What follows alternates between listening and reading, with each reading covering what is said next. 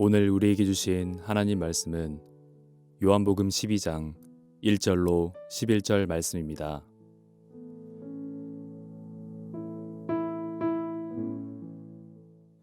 유월절 엿새 전에 예수께서 베다니에 이르시니 이곳은 예수께서 죽은 자 가운데서 살리신 나사로가 있는 곳이라. 거기서 예수를 위하여 잔치할새 마르다는 일을 하고 나사로는 예수와 함께 앉은 자 중에 있더라. 마리아는 지극히 비싼 향유 곧 순전한 나드 한 근을 가져다가 예수의 발에 붓고 자기 머리털로 그의 발을 닦으니 향유 냄새가 집에 가득하더라. 제자 중 하나로서 예수를 잡아줄 가룟 유다가 말하되 이 향유를 어찌하여 300데나리온에 팔아 가난한 자들에게 주지 아니하였느냐 하니 이렇게 말함은 가난한 자들을 생각함이 아니요 그는 도둑이라 돈꾀를 맞고 거기 넣는 것을 훔쳐가미러라. 예수께서 이르시되 그를 가만두어 나의 장례할 날을 위하여 그것을 간직하게 하라. 가난한 자들은 항상 너희와 함께 있거니와 나는 항상 있지 아니하리라 하시니라. 유대인의 큰 무리가 예수께서 여기 계신 줄을 알고 오니 이는 예수만 보기 위함이 아니요 죽은 자 가운데서 살리신 나사로도 보려 함이러라. 대제사장들이 나사로까지 죽이려고 모의하니 나사로 때문에 많은 유대인이 가서 예수를 믿음이러라. 아멘. 1956년 1월 미국의 위튼 대학을 수석으로 졸업한 짐 엘리엇은 4명의 친구들과 함께 남미의 에콰도르의 아마존 유역에 살고 있는 가장 악명 높고 접근하기 힘든 아우카 부족에게 복음을 전하러 선교사로 차원하여 갔습니다. 그러나 그들은 복음을 제대로 전해보지도 못하고 원주민들의 창에 찔려서 자신에게 희생을 당해야 했습니다. 처절한 순교의 현장이었습니다. 그들은 아우카 부족이 수백 년 동안 외부인들을 죽여왔다는 사실을 충분히 알고 있었음에도 불구하고 엘리엇과 친구들은 아우카 부족에게 접근했지만 불과 28살의 젊은 나이에 모두 살해돼서 강에 버려졌습니다. 당시 미국의 유명한 일간지였던 라이프지에서는 전 미국의 이슈가 되었던 이 비참한 사건을 장장 10페이지에 달하는 특집 기사로 다루었는데 그 헤드라인의 제목이, 그 기사의 제목이 이런 거예요. What a necessary waste. 이 얼마나 불필요한 낭비였던가 라는 거죠. 세상의 가치와 안목으로 판단하면 당연합니다. 장래가 촉망되는 젊은이들이 인생의 꽃을 피워보기도 전에 갓 결혼한 아내의 뱃속에 아이를 남겨두고 처절히 죽었으니 말입니다. 그러나 짐 엘리엇의 아내 엘리자베스는 그렇게 말하는 기자들에게 정색하며 이렇게 말했습니다. 내 남편의 죽음은 낭비가 아닙니다. 그는 온 생애를 이것을 위해서 준비했던 사람입니다. 바로 이 시간을 위해 살아왔던 사람입니다. 그는 하나님이 주신 자기의 책임을 수행하고 생애 목표를 달성하고 하나님 나라로 떠난 정말 행복한 사람이었습니다. 엘리에서 남편이 죽은 후에 간호사 훈련을 받고 아우카 부족의 마을에 들어가서 5년간 이 부족과 생활하면서 복음을 전했습니다. 5년 뒤에 어느 날 아우카 부족들이 엘리자베스와 그 4명의 이 선교사 와이프들하고 같이 갔는데 4명의 친구들을 위한 파티를 열었는데 수장이 그들에게 묻는 거예요. 당신들 도대체 누구신데 이 오지에 와서 우리를 위해서 이렇게 봉사한단 말입니까?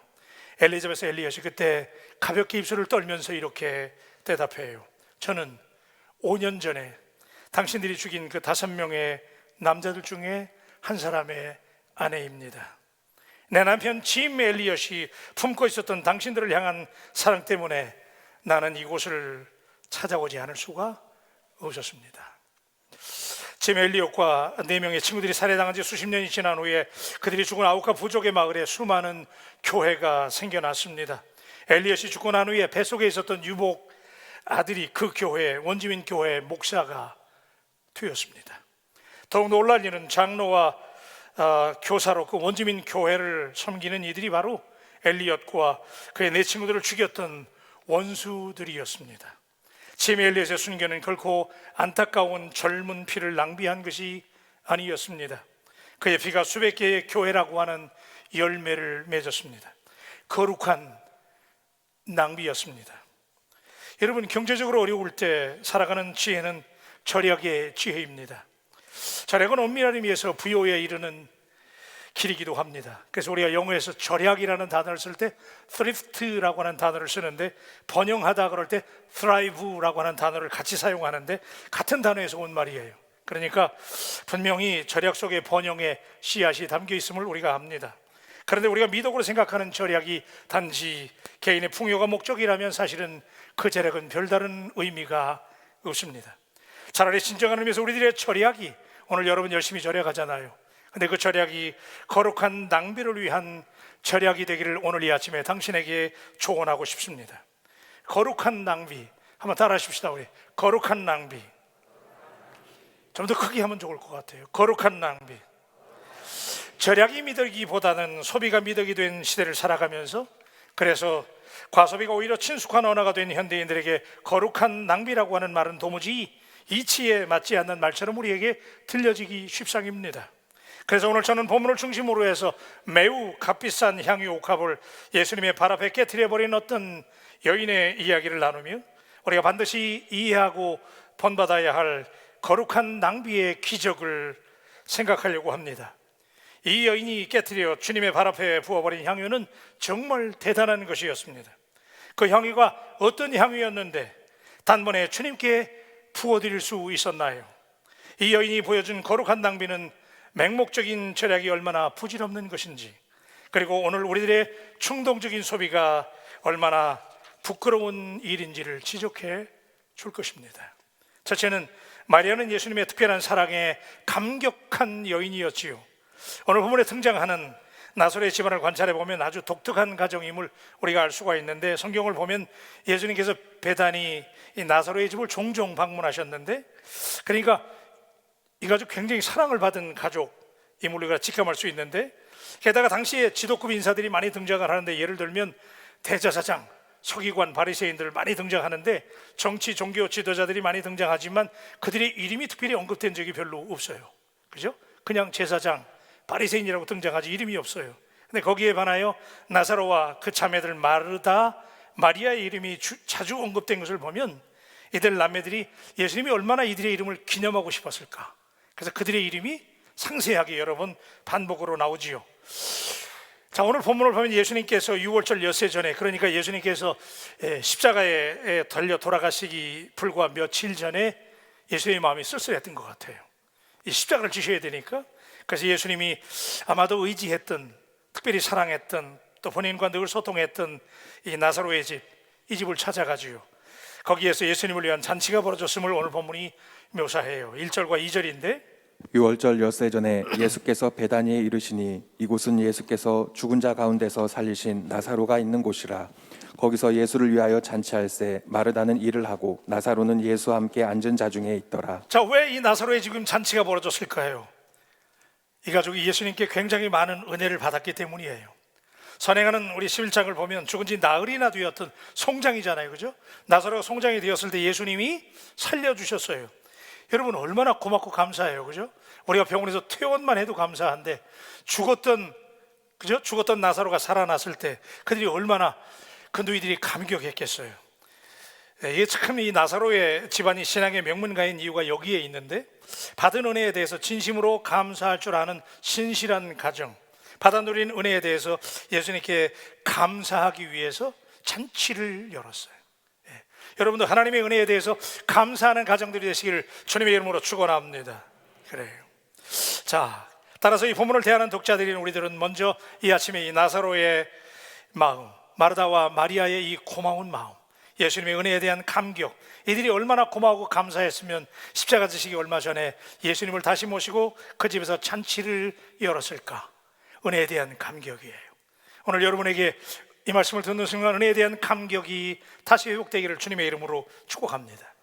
여러분, 흥미로운 것은 복음서에 이들 세 남매의 이름들은 몇 번씩 등장을 하잖아요. 그런데 재미있는 것은 나사로의 아내라든지 아이들 이름이 없어요. 그리고 마르다와 마리아는 등장을 하는데 그들의 남편 이름이 나오지 않아요. 그러니까 이들이 다 싱글, 결혼하지 않은 것을 우리가 짐작할 수 있고, 부모들의 얘기도 전혀 등장하지 않아요. 그러다 보니까 짐작컨대 부모들도 일찍 돌아가셨을 거예요. 자, 이런저런 이유로 미루어 볼 때 나사로의 집안은 대단히 어려운 형편의 가정일 가능성이 높았어요. 부모도 없고 뭐 가족도 없으니까. 자, 그럼에도 불구하고 아마도 예수님은 이들 남매들이 어려운 가정 형편에도 불구하고 주님의 말씀에 열렬한 반응을 보이며 순수한 사랑으로 주님을 따르고 의지하는 모습을 보면서 더 애틋하게 주님이 이 가정을 여기신 듯 해요. 그죠? 참 딱한 가정이잖아요. 그런데도 주님을 어찌나 사랑하는지, 그 주님이 이 가정을 굉장히 사랑했어요. 그래서 오늘, 자, 그런데 어찌됐든 이렇게 해서 예수님의 사랑을 받고, 그래서 예수님 다시 모시고 잔치를 열게 되는데, 이들 남매들은 각자 자기가 할 수 있는 최선의 모습으로 그 예수님을 사랑을 표현하잖아요. 그죠? 마르다는 음식을 잘 만드니까 부엌에서 쿠킹을 했어요. 음식을 열심히 만들고, 나사로는 아마 죽다 살았기 때문에 아마 몸이 컨디션이 정상이 아니었을 수도 있잖아요. 아직 얼마 안 됐으니까. 그래서 나사로는 예수님과 방에 앉아가지고 예수님의 말씀을 들어드리는 것으로 예수님과 사랑을 나누고, 그런데 문제가 되는 것은 오늘 본문은 어렵고 힘든 이 가정 형편에 마리아가 예수님의 발 앞에 쏟아부은 순전한 나드 한 근의 향유가 심각한 논쟁거리라는 점을 우리에게 부각하며 독자인 우리들에게 거룩한 낭비에 대해서 생각하게 합니다. 오늘 보면 3절인데, 마리아는 지극히 비싼 향유 곧 순전한 나드 한 근을 가져다가 예수의 발에 붓고 자기 머리털로 그의 발을 닦으니 향유 냄새가 집에 가득하더라. 마리아는 바로 얼마 전에 병들어 죽은 오라비 나사로를 살려주신 주님께 감사하는 마음으로 예수의 발 앞에 옥합을, 그 비싼 향유를 붓고 자기의 머리털로 예수님의 발을 닦았다는 거예요. 여러분, 이 향유가 얼마나 고급 향유인지 300데나리온이나 값이 나갔다라는 거예요. 가격도 중요하긴 한데 하여튼 대단하다는 거예요. 1데나리온이 당시에 노동자의 하루 품삯이잖아요. 그러니까 300데나리온은 주말에 일 안 하니까 주말 빼면 거의 1년치 연봉이잖아요. 여러분, 별로 안 놀라세요? 1년치 연봉을 한꺼번에 예수님의 발에 쏟아 부었다. 이해가 되지 않는 장면이죠. 게다가 이 당시에 처녀들이 보관하고 있던 향유는 대개 부모들에게 물려받는 거라고 그래요. 그래서 사실은 이게 여성들에게 물려주게 되는데 이게 결혼 폐물이라는 거예요. 그러니까 마리아에게 있어서 이 향유 옥합이 돌아가신 부모님이 애지중지하면서 아마 어느 시점에 돌아가시기 전에 물려주었던 그런 값진 선물이죠. 자, 결혼 폐물과 같은 옥합을 깼다. 그러니까 마리아는 어떤 의미에서 결혼도 포기했다는 것이지요.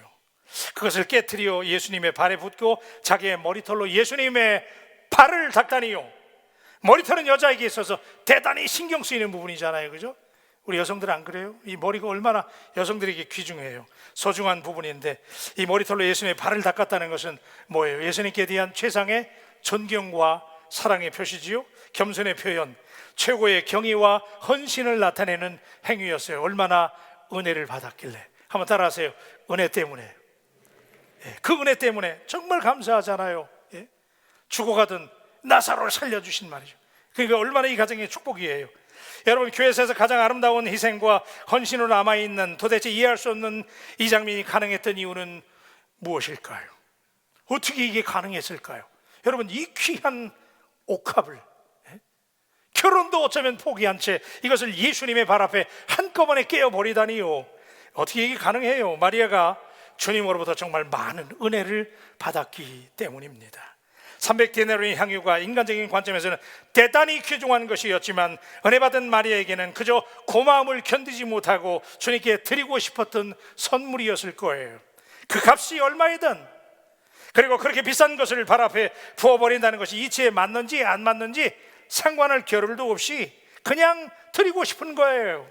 이것이 은혜 받은 사람의 주님께 대한 반응인 줄로 믿습니다. 여러분, 은혜 받으셨나요? 하나님의 은혜를 감사하시나요? 오늘 여러분에게 이 마리아와 같은 믿음의 거룩한 낭비에 반응이 있게 되기를 주님의 이름으로 축복합니다. 그래서 그 유명한 신학자 폴 틸리히는 이 장면에 대해서 별명을 붙였는데, 이 장면을 보고 뭐라고 별명을 붙였냐면 이것이 거룩한 낭비라는 거예요. Holy waste라는 거예요. 오히려 주님을 위해서 드릴 수 있는 것이 더 큰 기쁨이 되었던 요인, 이처럼 은혜를 체험한 사람이 참된 헌신을 하게 됩니다. 여러분이 헌신하는 것을 가만히 관찰해 보면, 오늘 여러분이 하나님 앞에 충성하고 헌신하는 것을 보면 반드시 비례해요. 그분이 얼마나 하나님의 은혜를 누리고 있는지, 은혜와 헌신이 필요한다고 믿으시면 아멘. 이게 꼭 필요합니다. 그래서 하나님의 은혜를 누리면 누릴수록 하나님 앞에 옥합이라도, 아마 이거보다 더 귀한 거라도 깰 수 있을 거예요. 그런데 재미있는 것은 두 번째는, 자, 이 장면을 지켜보던 예수님의 제자 가룟 유다가 마리아의 헌신에 시위를 걸었어요. 그죠? 예. 자, 예수님의 제자 이걸 보고 굉장히 가룟 유다가 못마땅하게 생각하는 거예요. 이 향유를 300데나리온에 1년치 연봉인데 이것을 팔아서 가난한 자들에게 나누어 주어야지, 이게 웬 낭비인가라고 불평하잖아요. 그죠? 4절과 5절의 말씀인데, 제자 중 하나로서 예수를 잡아줄 가룟 유다가 말하되 이 향유를 어찌하여 300데나리온에 팔아 가난한 자들에게 주지 아니하였느냐 하니. 여러분, 이게 유다의 반응이에요. 자, 그런데 심지어 이 동일한 사건을 묘사하고 있는 이 얘기가 사복음서에 다 나와요. 그런데 마태의 시각은 가룟 유다뿐만 아니라 예수님의 다른 제자들도 다 똑같은 시각을 가지고 마리아의 이 숭고한 헌신에, 거룩한 낭비의 행동을 꾸짖기까지 했다는 거예요. 불만을 가진 정도가 아니라 꾸짖었다는 거예요. 그래서 마태복음 26장 8절로 9절에 보니까 제자들이 보고 분개하여 이르되 무슨 의도로 이것을 허비하느냐, 이것을 비싼 값에 팔아 가난한 자들에게 줄 수 있었겠도다 하거늘. 여러분, 이게 상식이잖아요. 그죠? 우리도 그럴 수 있잖아요. 아니, 1년치 연봉을 예수님의 발 앞에 한 방에 깨버리다니 뭐 하는 짓이야? 그거 가난한 이웃들에게 나눠줘야 되지 않느냐, 그럴 수 있잖아요. 그죠? 합리적인 계산을 깔고 있기 때문에 상식처럼 우리에게 들려집니다. 그 엄청난 값의 향유를 한 사람의 발에 한 방에 부어버리다니 이해가 안 되잖아요. 그죠? 예, 참 어려운 대목이에요. 경제적인 원칙으로 따질 때 이것은 분명한 낭비가 맞습니다. 애써 모은 값이 많이 나가는 향유를 그렇게 한순간에 쏟아버린다는 거, 낭비처럼 보이고 어리석은 행동이었지요. 그러나 마리아에게 있어서 이것은 조금도 망설일 필요조차 없는 차원하는 행위였고, 아마 이보다 더 귀한 것이 있더라도 그것마저 쏟아 부었을 거예요. 그죠? 왜요? 은혜 받았기 때문에. 아멘 좀 하세요. 마리아가 은혜 받았기 때문에 그래요. 예. 오늘 여러분에게도 이미 이런 은혜가 있는 줄로 믿습니다. 예. 우리가 그 은혜를 누리잖아요. 그죠? 예. 여러분, 우리가 많은 경우에 우리는 그래요. 하나님의 일을 할 때 효율성과 능률을 따져요. 아, 그 일을 해서 경제적으로 얼마나 그게 효과가 있냐, 그걸 투자할 가치가 있냐. 그런데 그거 아세요? 하나님 나라 일들은 절대로 능률과 효율을 따지지 않아요. 그죠? 아멘. 그거 계산하지 않아요. 하나님의 나라는 도시락 하나라도, 그죠? 예. 가난한 여인의 동집 2냥이라도 주님께 드리는 거예요. 그러면 한 영혼이 소중하기 때문에 영혼을 살리는 일에 값으로 따질 수 없는 거예요. 아멘. 그래서 우리가 하나님의 나라는 자꾸 우리가 계산이라든지 능률이라든지 계산기 두드리면 안 돼요. 예? 한번 따라하세요. 믿음으로. 크게 좀 합시다. 우리. 믿음으로. 예, 믿음으로 휠이 확 오면 그거 남는 장사인지 아닌지 그거 가릴 필요 없는 거예요. 그냥 예, 하나님 앞에 여러분의 향유 옥합이라도 은혜 때문에 하나님 앞에 깨버릴 수 있게 되기를 주님의 이름으로 축원합니다. 여러분, 옥합을 깨트린 여인과 똑똑한 제자들과의 관점의 차이는 왜 이렇게 간극이 벌어진 걸까요? 왜 달랐어요? 그것은 사랑의 깊이에 있었습니다.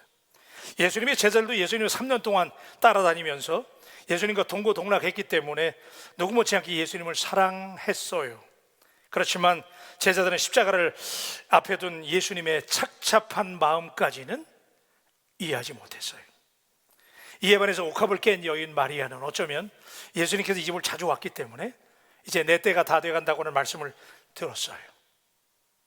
예수님이 십자가 지실 날이 얼마 남지 않았음을 아마 마리아는 직감했을 거예요. 그래서 그는 얼마 남지 않은 예수님을 위해서 그분에게 기꺼이 자기가 드릴 수 있는 최선의 것을 드리고 싶었을 거예요. 그 이유는 예수님을 가까이 대하면서 주님의 은혜를 늘 풍성히 누렸기 때문에 그 예수님을 정말 깊이 사랑할 수 있었습니다.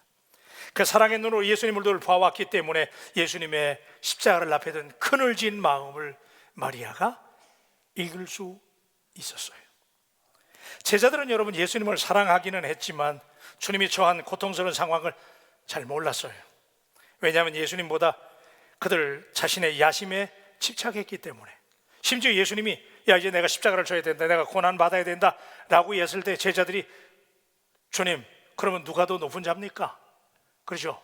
누가 주님의 나라에 임할 때 누가 주님의 우편에 주님의 좌편에 앉아야 됩니까? 라고 서로 다투었잖아요. 하지만 향유 옥합을 깨뜨린 마리아는 달랐어요. 그녀는 옥합을 깨뜨려서 자신을 비워드렸어요. 그런 까닭에 예수님의 고통을, 예수님의 마음을 볼 수 있었어요. 여러분, 사랑의 힘을 아시나요? 저는 오늘 이 아침에 여러분에게 이 마리아를 통해서 보여주신 사랑의 파워를, 사랑의 힘을 이야기하려고 그래요. 여러분, 우리가 진짜 사랑하면 눈으로 보는 것이 아니라 마음으로 보게 된다는 사실을 믿으시길 바랍니다. 여러분의 자녀들을 여러분 눈으로 안 보시잖아요. 마음으로 보기 때문에 그 자녀들 생각하면 애틋하잖아요. 못난 자식이 더 사랑스럽잖아요. 왜 그래요? 여러분의 마음에 사랑이 있기 때문에. 예수님은, 이 마리아가 예수님을 이렇게 사랑의 마음으로, 예수님에 대한 절절한 은혜, 사랑이 있었기 때문에 예수님을 연민의 마음으로 볼 수 있었고, 그래서 값비싼 옥합을 깨뜨리는 이 여인의 사랑과 헌신을 보면서 그 여인의, 아마도 본문엔 그런 표현이 없지만 마리아의 눈에 눈물이 고였을 거예요. 내가 그토록 애지중지하던, 결혼 미천이었던 것까지, 내 부모님이 돌아가시면서 내게 남겨주었던 그 소중한 것을 얼마 남지 않은 예수님에게 쏟아부을 때 그 여인의 눈에 눈물이 있었을 거예요. 예수님은 그 여인의 사랑을 아셨기 때문에 그 사랑이 예수님께 전달될 때, 그것이 부어질 때, 예수님도 사람이시잖아요. 인성이시잖아. 예수님도 용기가 생겼을 거예요. 예수님도 큰 위로를 받으셨어요. 그래서 예수님이 그 여인을 이렇게 표현해 주시죠. 7절과 8절입니다. 예수께서 이르시되 그를 가만두어 나의 장래할 날을 위하여 그것을 간직하게 하라. 가난한 자들은 항상 너희와 함께 있거니와 나는 항상 있지 아니하리라 하시니라. 다 같이 아멘 합시다. 사랑이 사랑을 낳습니다. 사랑하는 마음이 서로 만날 때, 그때 거기서 참된 위로와 격려가 발생합니다. 예수님도 인성을 진심무시했기 때문에 이런 마리아의 친정한 사랑, 은혜에 감격하는 그녀와 눈동자가 마주칠 때, 그녀가 그 옥합을 깼을 때, 이제 예수님의 장례를 준비하게, 유대인들이 기름을 부을 때, 이렇게 향유를 부을 때는 장례를 준비하는 관습이 있는데, 예수님의 장례를 미리 준비하는 그녀의 모습을 예수님이 보셨어요. 그래서 그 순적한 여인의 사랑에 예수님이 감동했지요. 그래서 예수님께서 마태복음 26장 13절에 보니까 내가 진실로 너희에게 이르노니 온 천하에 어디서든지 이 복음이 전파되는 곳에서는 이 여자가 행한 일도 말하며 그를 기억하리라 하시니라. 아멘. 사랑하는 바울 가족 여러분, 마음 열고 여러분에게 대화하려고 해요. 오늘 여러분에게도 이미 이런 은혜와 하나님의 사랑이 경험되었잖아요. 오늘 이 시간에 여러분이 마리아가 되시기를 주님의 이름으로 축복합니다. 여러분의 눈빛에 고여있는 예수님을 향한 절절한 사랑의 이슬 주님이 보시잖아요. 그래서 이 여인이 하나님 앞에 기꺼이 옥합을 깰 수 있는데, 그래서 저는 세 번째로, 그래서 은혜가 거룩한 낭비의 동력이라고 믿고 싶어요. 이 거룩한 낭비 아무나 하는 게 아니잖아요. 그죠? 여러분 지금 다 하실 것처럼 쳐다보시지만 이게 얼마나 어려운 일이에요. 이 값비싼 향유 옥합을 한 방에 깨다니. 그런데 물질의 인색했던 가룟유다가 비난하잖아요. 그러나 마리아는 조금도 흔들리지 않아요. 마리아는 이런 세인들의 습성을 미리 알았던 모양인 것 같아요. 그래서 제가 이 본문을 읽다가 참 이상한 게 뭐냐면, 아니 그 향유를 이렇게 부어버리면 되지, 왜 그걸 깨뜨렸을까? 제가 생각해 봤어요. 마리아도 사람이니까 혹시라도, 그죠? 한번 깨버리면 다시 주워 담을 수가 없잖아요. 그러니까 깨버린 것 같아, 망설이지 않고. 그래서 딱 깨버렸다고 나는 믿는데, 어쨌든 이 대목에서 우리가 집중해야 될 거룩한 낭비에 아주 중요한 원리가 있는데, 첫째는 여러분, 우리가 사랑하게 되면 그때 낭비하게 된다는 사실을 믿으시면 아멘. 여러분 진짜 사랑하면, 제가 종종 우리 막내 아들 얘기하지만은, 내 지갑이 내게 아니라고 그랬잖아요. 그죠? 왜? 그 녀석을 사랑하니까. 달라고 그러면 주는 거 아니에요. 그죠? 그냥 나간단 말이에요. 왜요? 사랑하기 때문에. 여러분 사랑하면 여러분 자녀들을 위해서 나누는 거 낭비하는 일이잖아요. 여러분 용돈 낭비하잖아요. 그런데도 아깝지 않잖아요. 왜? 즐겁잖아요. 그죠? 사랑할 때, 여러분 우리가 진짜 사랑할 때 낭비하게 된다는 사실을 믿으시기를 축복합니다. 진정한 사랑은, 여러분의 마음속에 진정한 사랑이 있으면 그 사랑은 반드시 행동으로 증명되어야 합니다. 나를 향한 주님의 사랑을 깨달았으면 그 어떤 것도 아깝지 않은 거예요. 그렇죠? 고맙잖아요. 따라하세요. 주님, 감사합니다. 그렇게 믿으세요? 우리가 주님께 감사하면, 그죠? 우리 사순절 기간을 지나면서 오늘 주님의 은혜에 정말 감사하다면, 나를 위해서 십자가 진 주님의 그 사랑을 정말 내가 감사할 수 있다면, 이 마리아의 마음이 이해가 되잖아요. 그렇죠? 그래서 사랑할 때 우리는 기꺼이 나누게 되는 거예요. 낭비하게 되는 거예요. 가룟 여자는 마리아가 주님께 사용한 300데나리온의 향유를 아까워했어요. 왜? 주님보다 돈을 더 사랑했기 때문에. 예수님과 세상 중에서 내가 무엇을 택하느냐는 주님을 향한 사랑의 정도에 따라 갈립니다. 저는 이 아침에 당신에게 아주 냉정하게 원색적으로 물으려고 그래요. 예수님입니까? 세상입니까? 오늘 여러분, 예수님, 그 예수님을 위해서 기꺼이 거룩한 낭비, 사랑함으로 나눌 수 있는 우리 모두가 되기를 주님의 이름으로 축복합니다. 두 번째는 당연히 낭비하면 할수록 그래서 기쁘고 행복해진 거예요. 왜? 사랑하니까. 300데나리온의 향유를 예수님께 쏟아부었습니다. 이런 마리아의 낭비에 대해서 예수님은 거룩한 낭비라고, Holy Waste라고, 그러니까 내가 복음이 전해지는 곳에 어디를 가든지 이 여인의 이 놀라운 사랑을 예수님이 자랑하겠다고 말씀하시지요. 여러분, 주님께 낭비할수록 행복해진다는 사실을 믿고 돌아가기를 주님의 이름으로 축복합니다. 주님께 낭비하는 사람 결코 흐지부지 되지 않아요. 하나님, 반드시 하나님께 심고 낭비하는 사람, 주님께 드리는 시간, 물질, 헌신, 진정한 의미에서 결코 낭비가 아닙니다. 하나님의 놀라운 역사를 이루게 될 줄로 믿습니다. 그래서 세 번째 제가 드리고 싶은 말씀은 깨트리는 거룩한 낭비가 생명을 살리는 기적을 이루게 됩니다. 여러분, 옥합을 깨트린 여인은 자신의 소중한 옥합을 깨트려서 주님께 부었습니다. 옥합을 깨트림으로 주님을 사랑했고 십자가를 지시기 전에 외롭고 힘든 예수님의 마음을 만져드릴 수 있었어요. 옥합을 깨트리기 전까지, 여러분, 옥합이 깨어지기 전까지는 향기가 나타나지 않아요. 여러분의 마음속에 사랑이 있잖아요. 사랑이 여러분의 마음속에 있다고 믿으시면 아멘. 그러면 그 사랑이 어떻게 나타나야 돼요? 그 사랑이 나타나려면 깨트려야 돼요. 깨지지 않으면, 여러분이 깨트리지 않으면 절대로 여러분의 마음속에 있는 사랑의 향기는 나타나지 않아요. 여러분, 어차피 인생이란, 한번 따라하세요. 어차피 인생이란, 아주 분위기 있게 합시다. 우리 어차피 인생이란,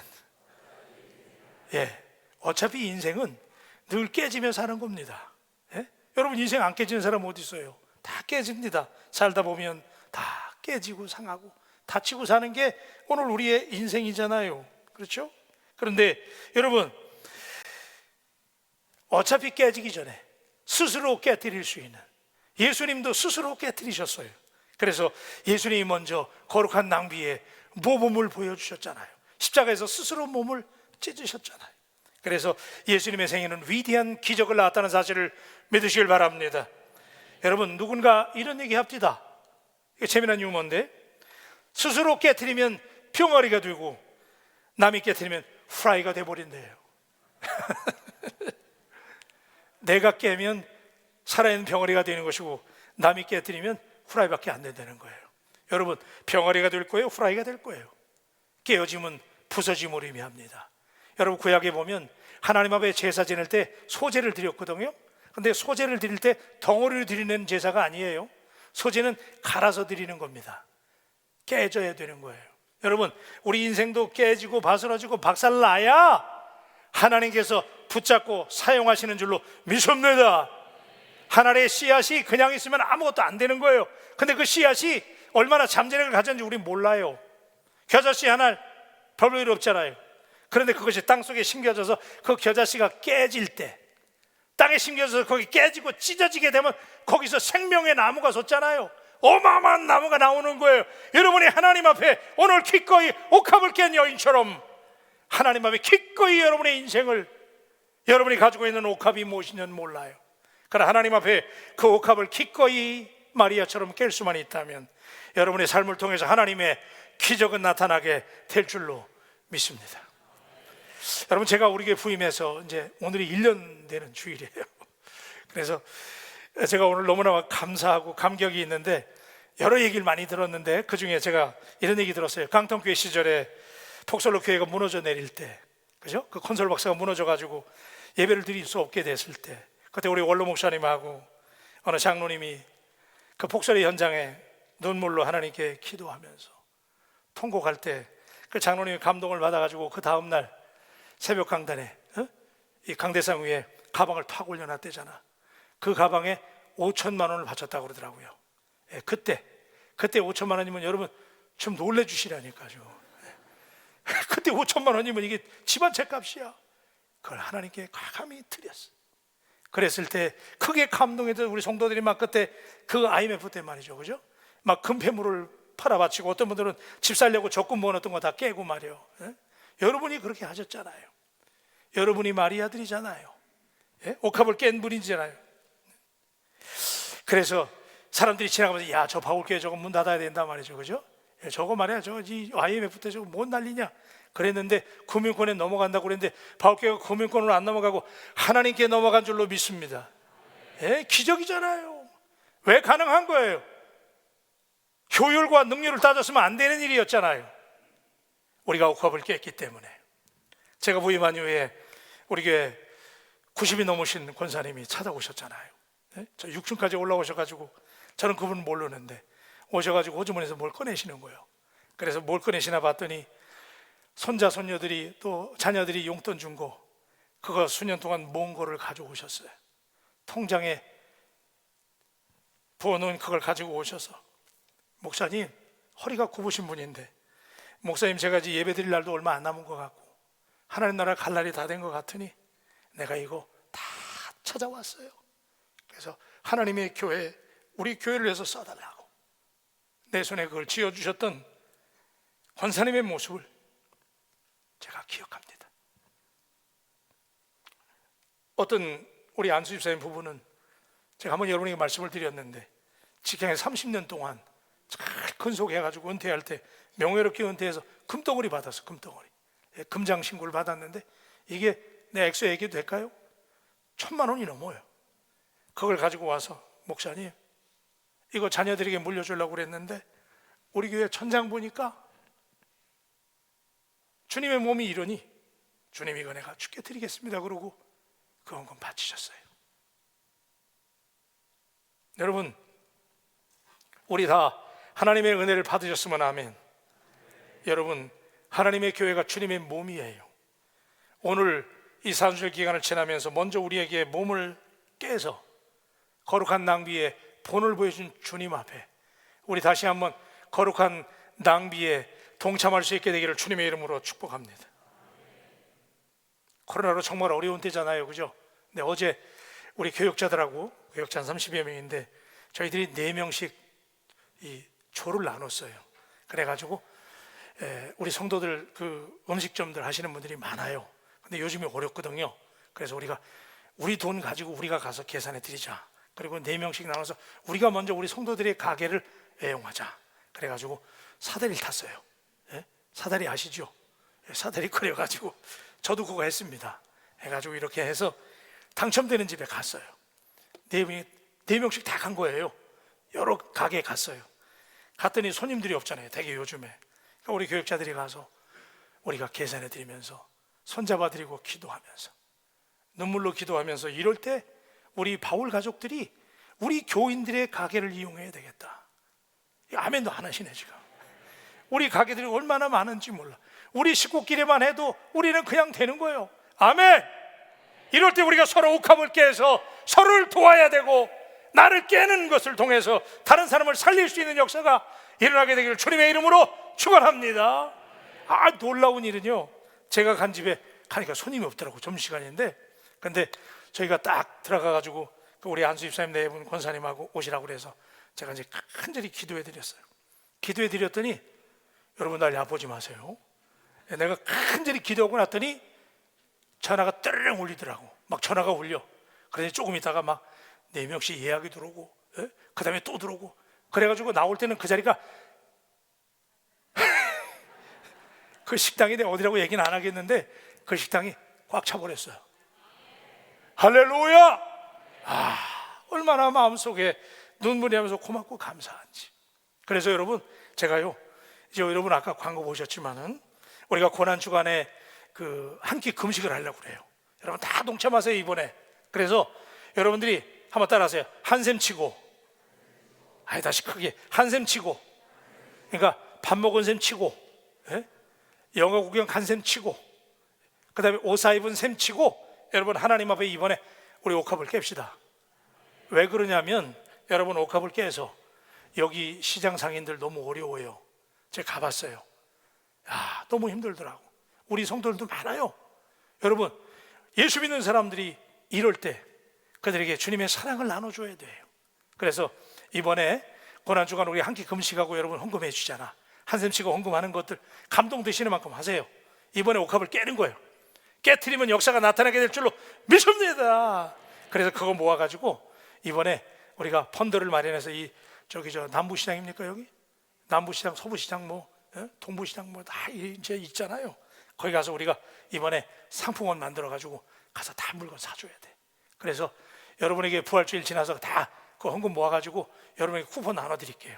그래서 2만 원짜리, 3만 원짜리 다 나눠드릴 테니까 가져가셔서 가져가서 거기서 물건 사시고, 그 물건 사신 다음에 여러분들이 가져도 좋지만은 그 물건 가지고 가서 전도하세요.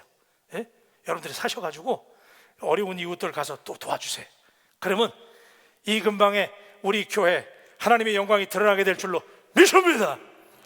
그래서 거룩한 낭비 따라하십시다. 거룩한 낭비 이번에 해야 됩니다. 그죠? 그래서 그렇게 하려고 그러고요. 여러분 우리 헌혈하잖아요. 다음 주일날부터 지금 헌혈을 하는데 이번에 헌혈할 때도 예수님이 먼저 헌혈하셨거든요. 그죠? 예수님이 우리의 죄를 위해서 십자가에 피 흘려주셨잖아요. 그러니까 이번에 사랑하는 바울 가족 여러분, 우리 바울교회에서 우리 마당에서 헌혈차가 와가지고 이번에 헌혈을 하는데 헌혈에도 아무 이상 없어요. 여러분 지금 피가 모자라가지고 지금 중환자들이라든지 코로나 걸린 사람들 너무너무 힘들어하잖아요. 이때 여러분들이 피 한 방울 나눠주면요 생명을 살리는 거예요. 아멘. 이게 옥합을 깨는 거예요. 그래서 여러분 우리 바울교회 요즘에 막 으쌰으쌰 하는데 이번에 거룩한 낭비, 아멘, 하나님의 감동이 있게 되기를 주님의 이름으로 축복합니다.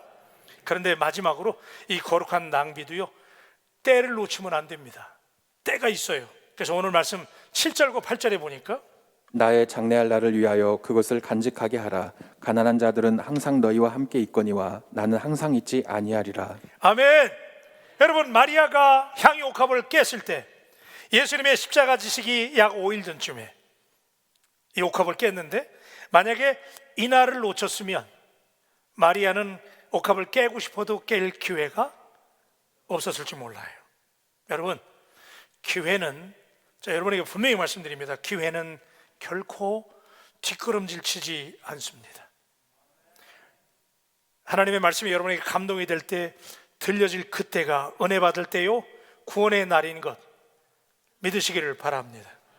미국의 오하이오주의 농장을 경영하는 테일러라는 사람에게 어느 날 제임스라고 하는 한 청년이 찾아왔는데 일거리를 달래는 거예요. 이 농장에 와가지고 이 청년의 모습이 건장하고 착실해 보여가지고 그 농장에서 일하기를 허락을 했어요. 그래서 그 건초더미가 쌓여있는 창고에서 먹고 자라고 그러면서 그 창고를 내준 거예요. 그래서 이제 이 청년이 거기서 먹고 자고 하면서 이 농장을 해서 열심히 일했어요. 얼마나 열심히 일하는지 참 쓸만한 것 같아. 참 열심히 일했어요. 그런데 이게 웬일이야? 그 주인집 농장집 주인집 딸이 이 청년에게 반해버렸잖아. 그래가지고 연애를 시작해가지고 이게 둘이 결혼한다고 그러네. 그러니까 이 농장 주인이 화가 나버렸어요. 아니 말이야, 돈도 없고 족보도 알 수 없는 놈 말이야. 무슨 주제에 내가 그냥 딱 해가지고 창고에서 먹고 자고 일하라고 그랬더니 세상에 이놈이 내 딸을 넘봐. 그래가지고 말도 안 되는 일이다 그러고 결국은 이 테일러라는 젊은이를 쫓아버렸잖아요. 그리고 30년의 시간이 지났대요.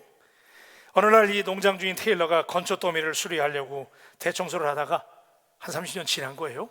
근데 창고를 청소하는데 그 창고 기둥에 칼로 뭔 이름이 이렇게 새겨져 있더랴. 그래서 이게 뭔 이름인가? 그리고 자세히 들여다보니 거기 제임스 에이브라함 가필드라고 적혀 있어요. 많이 듣던 이름이거든요. 그래서 이 테일러가 얼른 들어가지고 확인을 해본 거야. 그랬더니 미국의 20대 대통령 제임스 가필드였어요. 이 농장 주인은 대통령 사위를 놓쳐버렸어. 사랑하는 여러분, 여러분은 왜 웃으신 거예요? 오늘 여러분에게도 이 기회는 동일하게 찾아오는 거예요. 하나님의 일을 하는 데 있어서 기회를 잡는 사람과 놓치는 사람, 거부가 될 수 있는 기회, 성공할 수 있는 기회는 날이면 날마다 오는 게 아니에요. 봉사할 수 있는 기회, 옥합을 깨서 우리 지역의 어려운 이웃들을 내 피를 나눠줄 수 있는 기회 많지 않아요. 여러분, 손해보고 좋아하는 것이 사랑입니다. 낭비하고도 기뻐하는 것이 사랑입니다. 예수 믿는 예수쟁이라면 주님을 사랑하기 위해서 뭔가를 깨뜨리고 찢고, 그래서 주님 앞에 드릴 수 있는 용기는 여러분에게 없습니까? 우리 이 사순절 기간에 하나님 앞에 낭비할수록 어쩐지 더 행복한 사랑, 그 사랑이 여러분을 감동케 하시기를 주님의 이름으로 축복합니다.